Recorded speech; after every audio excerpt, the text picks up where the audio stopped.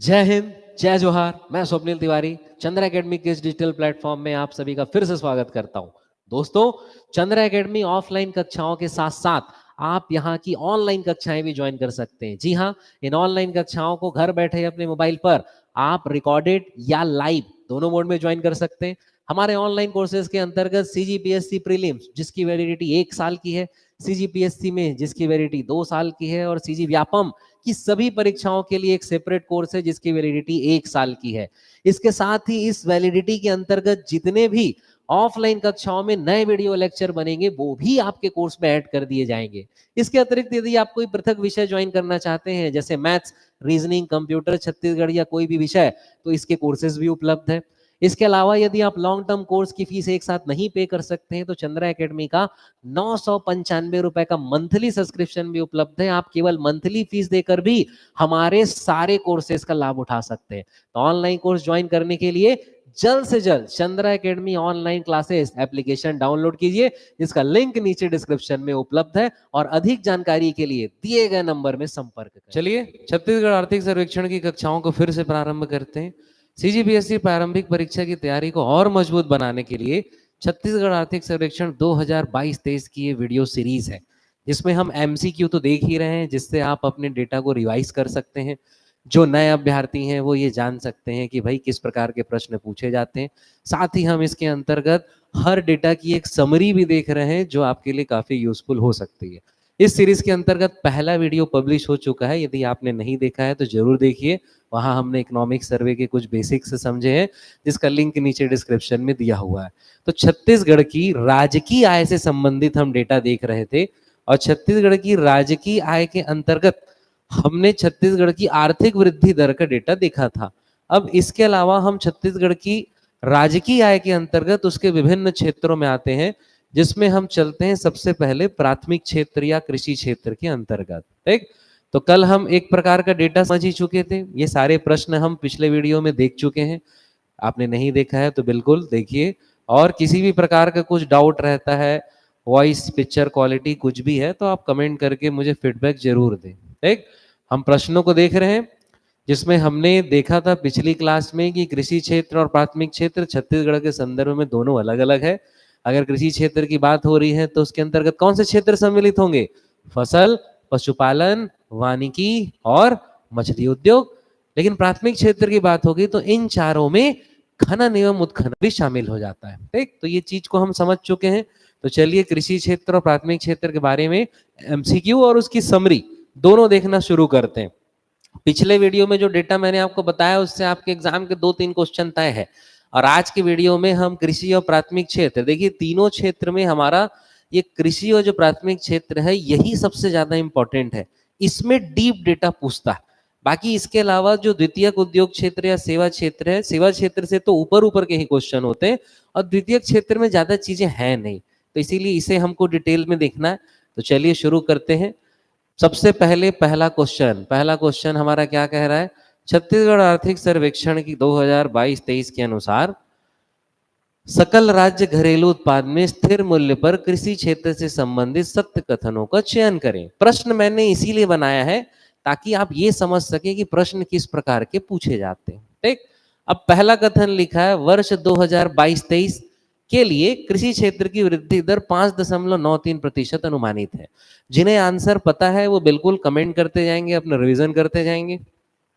तो पहला कथन तो बिल्कुल सही है कि हाँ, वर्ष 2022-23 के लिए जो कृषि क्षेत्र की वृद्धि दर है वो कितना अनुमानित है? 5.93% अनुमानित है। जो नोट्स बना रहे हैं, जैसा स्टेटमेंट लिखा हुआ है उसी स्टेटमेंट का एक नोट्स बनाते जाएंगे। इन वीडियो सीरीज से आपके केवल 4 से 5 पेज के नोट्स बनने हैं, और उन 4 से 5 पेज से आप एग्जाम के 10 क्वेश्चन जरूर बना लेंगे। यदि आर्थिक सर्वेक्षण से 10 प्रश्न आएंगे तब तो गारंटी है कि 10 के 10 आपको यहीं से मिलेंगे।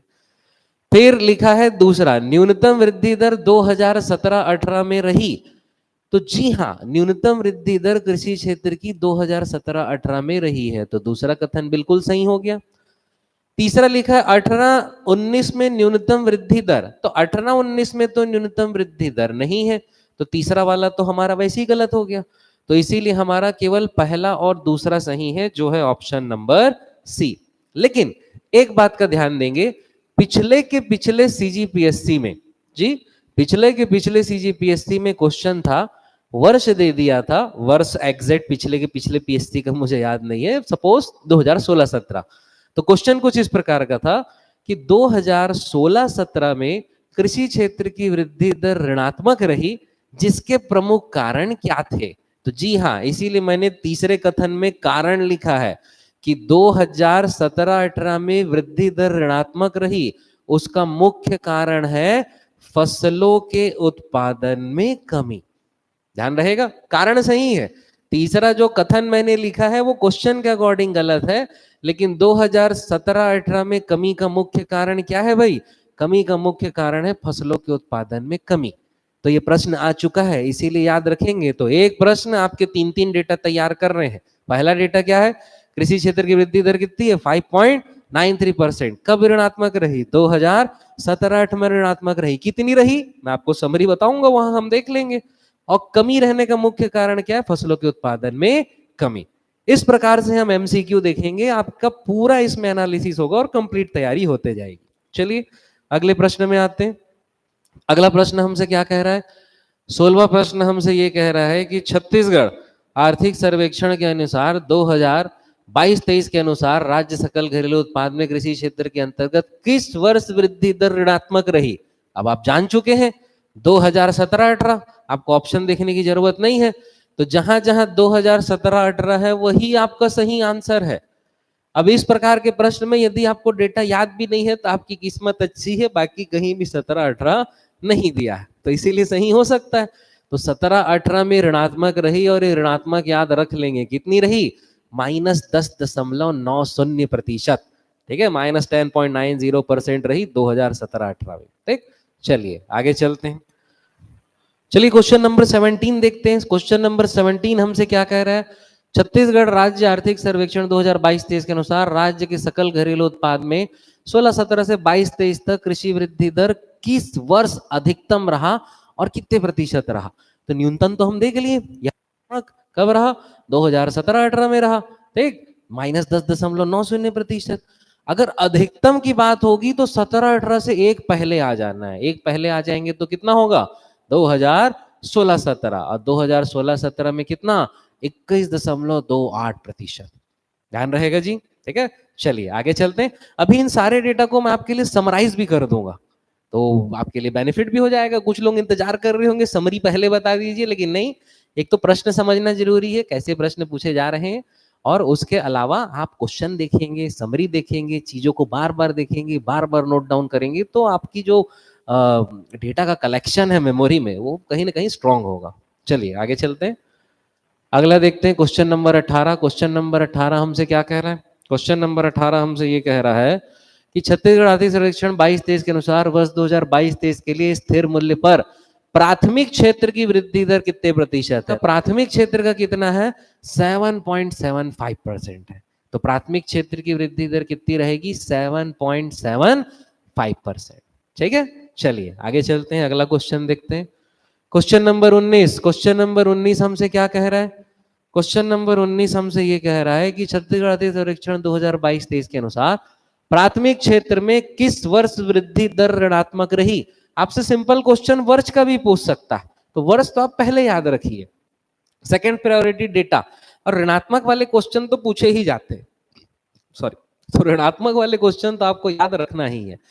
तो प्राथमिक क्षेत्र की वृद्धि दर किस वर्ष से ऋणात्मक रही? तो प्राथमिक क्षेत्र की वृद्धि दर 2018-19 में ऋणात्मक रही है। तो 2018-19 में नहीं, प्राथमिक क्षेत्र की भी वृद्धि दर उसी साल ऋणात्मक रही है जिस साल कृषि क्षेत्र की ऋणात्मक रही है, अब वो है 2017-18। तो 2017-18 दोनों ऑप्शन में है, लेकिन सही आंसर है आपका क्या? -4.35%। तो याद रखना सरल है, जिस वर्ष आपका कृषि क्षेत्र का ऋणात्मक है 17-18, उसी वर्ष आपका प्राथमिक क्षेत्र का भी ऋणात्मक है। ठीक, चलिए आगे चलते हैं, अगला प्रश्न देखते हैं। Question number 20। क्वेश्चन नंबर 20 हमसे क्या कह रहा है?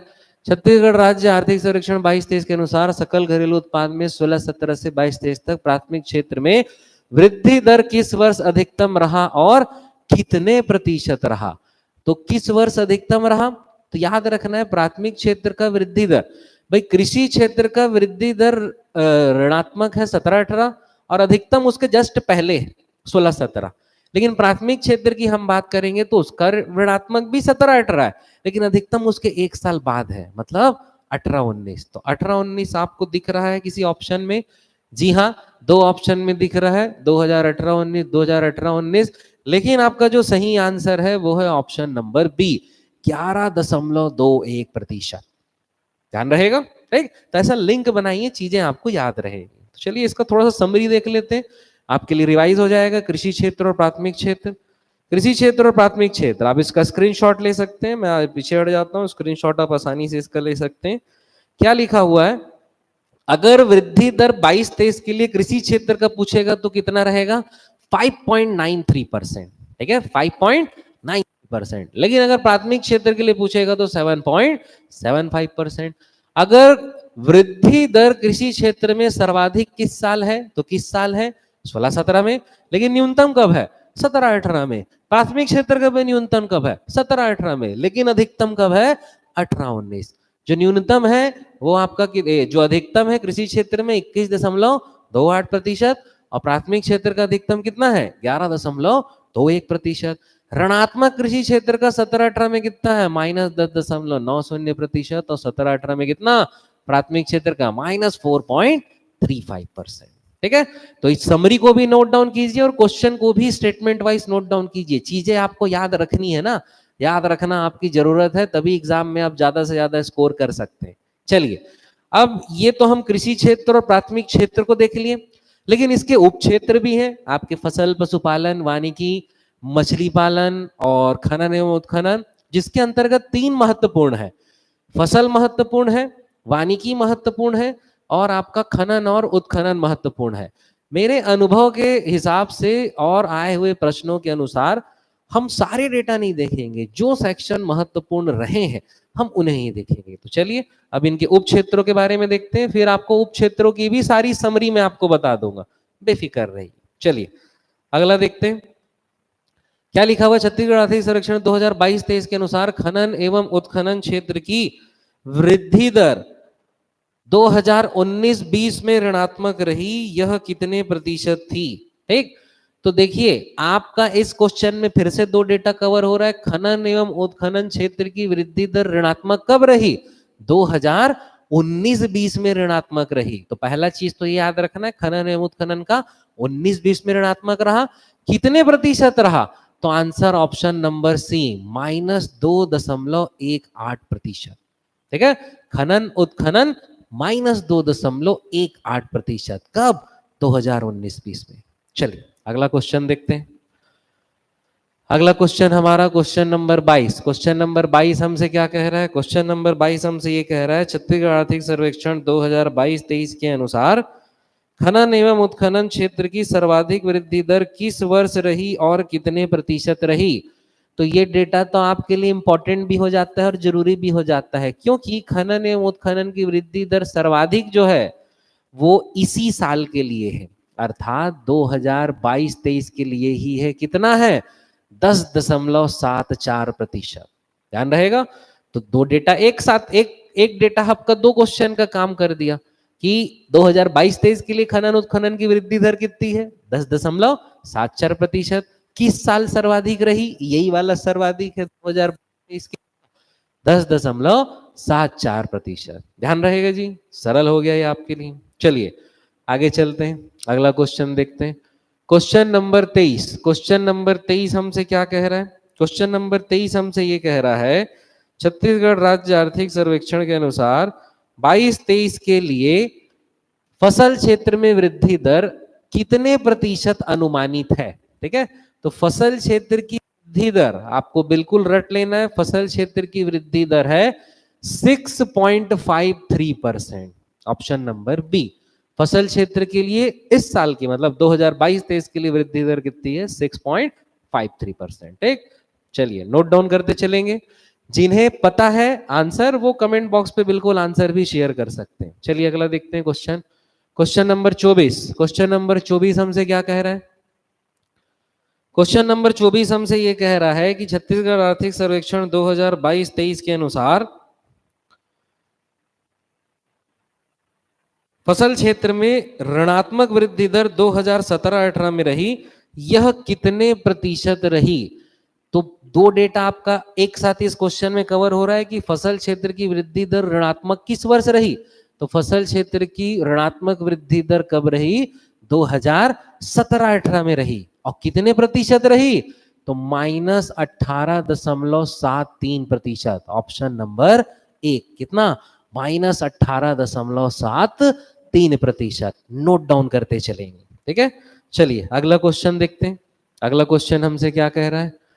क्वेश्चन नंबर 25 हमसे ये कह रहा है कि छत्तीसगढ़ आर्थिक सर्वेक्षण के अनुसार फसल क्षेत्र में सर्वाधिक वृद्धि दर 2018-19 में रही और यह कितने प्रतिशत रही? तो 2018-19 में रही। पहला डेटा तो आपको यही याद रखना है, फसल क्षेत्र की वृद्धि दर किस साल सर्वाधिक है? 2018-19 में सर्वाधिक है। और यह कितने प्रतिशत रही? तो आपको याद रखना है, इसका आंसर है 14.31%। अब यहाँ दो ऑप्शन सेम हो गया, कॉपी पेस्ट में मैनेज कीजिए, वो आंसर तो है ही नहीं, ठीक। तो हमारा सही आंसर क्या है? ऑप्शन नंबर सी, 14.31%, ठीक। चलिए आगे चलते हैं, अगला क्वेश्चन देखते हैं। Question number 26। क्वेश्चन नंबर 26 हमसे क्या कह रहा है?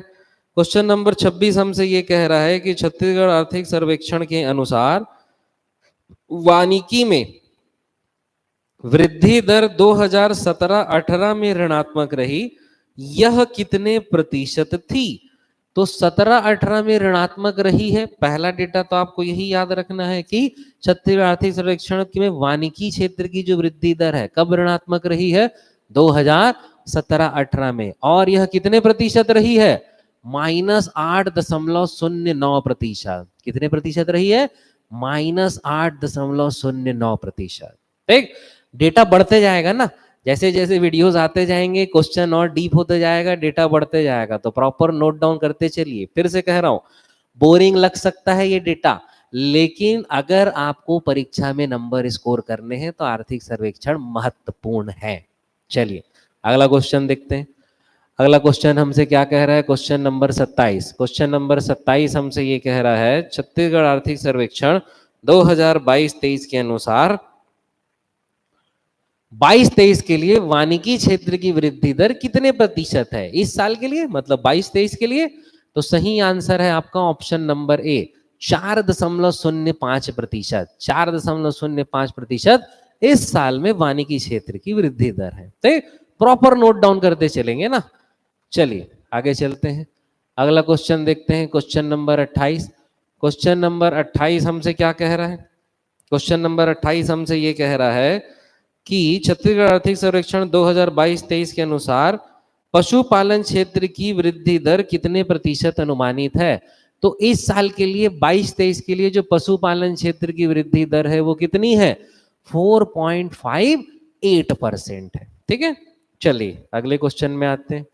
अगला क्वेश्चन हमसे क्या कह रहा है? Question number 29।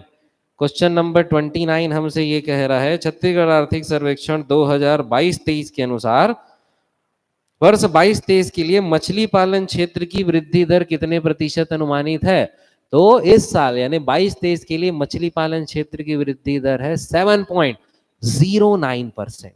ध्यान रहेगा जी, मछली पालन या मछली उद्योग क्षेत्र की वृद्धि दर है 7.09%। चलिए अगले क्वेश्चन को देखते हैं।